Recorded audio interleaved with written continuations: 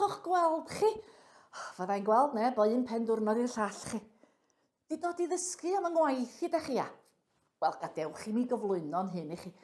Margaret Elizabeth ydy'r enw, ond margiad mae Paul Brown-Forman yn galw fi. A dwi di dechrau ar y gwaith golchi dillad neithiwr chi. Dwi di reid y dillad mwyaf budur, y ffustion, i socian mewn dŵr a soda crystals dros nos. A wedyn bora yma, mi godis i am hanner awr ydi 6, fel y byddai bob un bora, ac yna'r tana. Mae rhaid i mi gael tana chi. Haf a gaea. Tan yn y fan hyn a tan yn y stafell arall, mwyn cnesu'r tŷ, ond hefyd i gael dŵr poeth.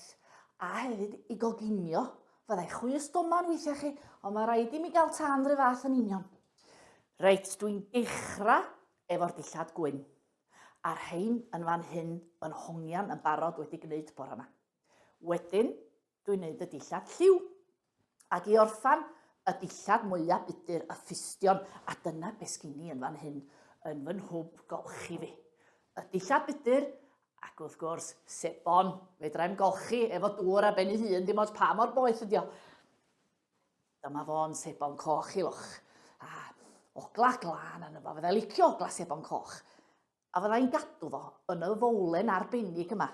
Drychwch, mae yna dyllan hon loch, mwyn gadael i'r dŵr ddreinio ar sebon i gadw fo'n galad yn te. Wch chi, mae yna ddarn o sebon coch fel hyn, ym mhob un dosbarth yn yr ysgol yn y pentra yma. Ac os ydy'r plant yn deud geiriau hyll yn yr hegi, wel, mae'r athrawes yn sgwrio'u tafod nhw fo sebon coch a rega nhw byth wedyn i chi. Dŵr poeth, sebon, a hwn, doli, di hwn, doli bren. A hwn fyddai'n ddefnyddio i bwnio y baw oddi ar y dillad. Ddangosau chi, mae yna ffordd o wneud o chi.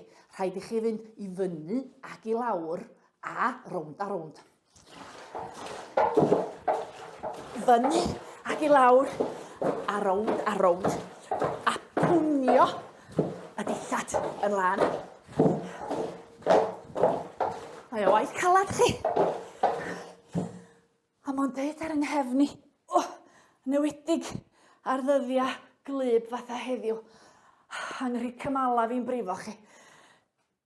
Fyddai ddim yn golchi pob peth efo'r doli chwaith. Mae'n amball i beth efo staen arno fo, a mae rhaid i mi sgwrio hwnnw. A mi fyddai'n defnyddio hwn i hynny. Dyma fo, fy mwrdd sgwrio fi. Mae yna ochr esmwyth iddo fo, a mae yna ochr arw, a lle arbennig i gadw'r sebon. Ac yn erbyn yr ochr arw yma, fyddai'n sgwrio'r dillad yn lan. A fyddai'm yn gallu golchi popeth yn y twb chwaith. Mae yna amball i beth yr rhy fregis fel ymlows ora fi sy'n hongian yn fanno. Fedrai'n pwnio honno efo'r doli yn y twb. Dwi'n golchi honno yn y sinc yn yma. A mae'r sinc yma'n un arbennig, o'ch chi? Achos mae yna ochr arw i hon, rhy fath o hwnna. Ac yn erbyn yr ochr arw yma, byddai'n sgwrio fyny ac i lawr,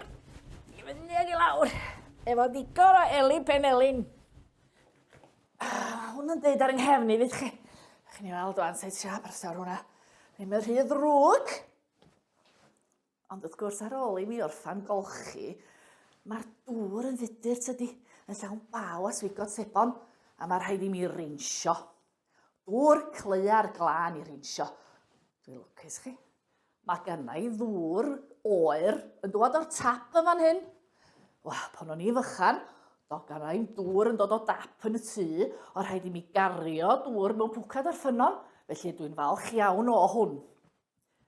Tair gwaith, dwi'n gorfod gwagio'r hen dwb trwm yma, a'i lenwi fo efo dŵr clear glân. A pan dwi'n rinsio nillad gwyn, mae'n bwysig iawn i fi bod nhw'n glaer wyn. Thal i ddim i fi rei dillad ar y lein allan y fyncw, a heini'n pyg. Da chi'n gwybod beth dwi'n feddwl efo pyg? Ddim yn lan. O na, sy'n na siarad amdana fi yn y pentra yma. Mae gynna i rhywbeth i helpu fi i wneud y dillad gwyn yn glaer wyn. Na i ddangos i chi. Hwn y loch. Powdwr o'r enw Blue ydi hwn. Glas te yn Gymraeg. A pan dwi'n rhoi chydig bach o'r powdwr glas yma yn y dŵr efo'r dillad gwyn, mae o'n helpu nid o yn glaer wyn, yn bluey white mae'r Saeson yn dweud chi. Dyna ni. Dwi wedi golchi, dwi wedi rhinsio a di pwnio y dillad yn lan eto efo'r henddoli.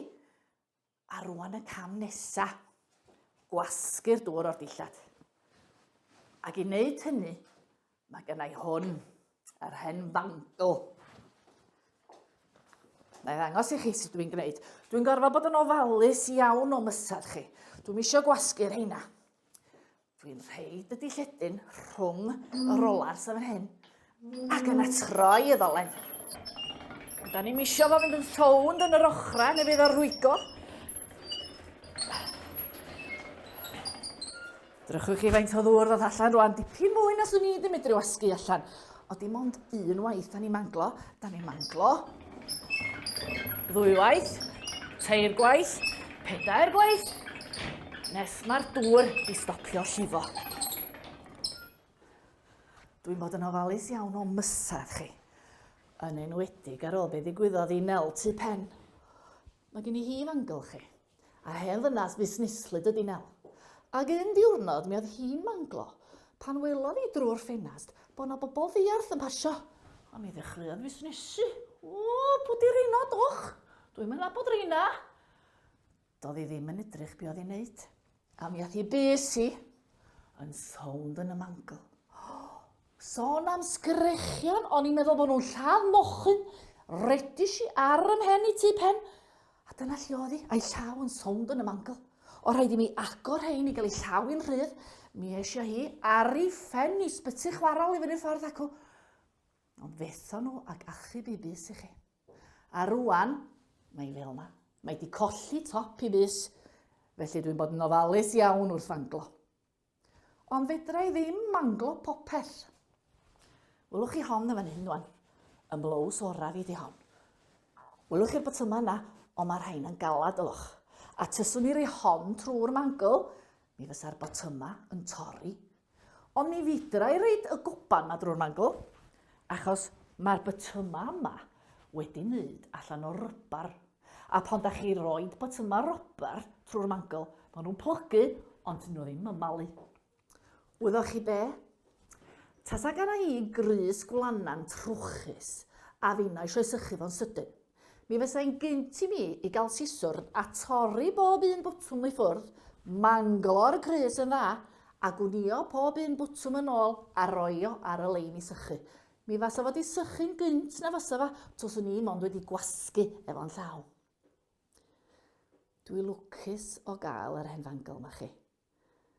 Ond amgylchiadau trist iawn na ddod â hi'r tŷ yma. 7 mlynedd yn ôl erbyn hyn, bu farw ngŵr i Robat.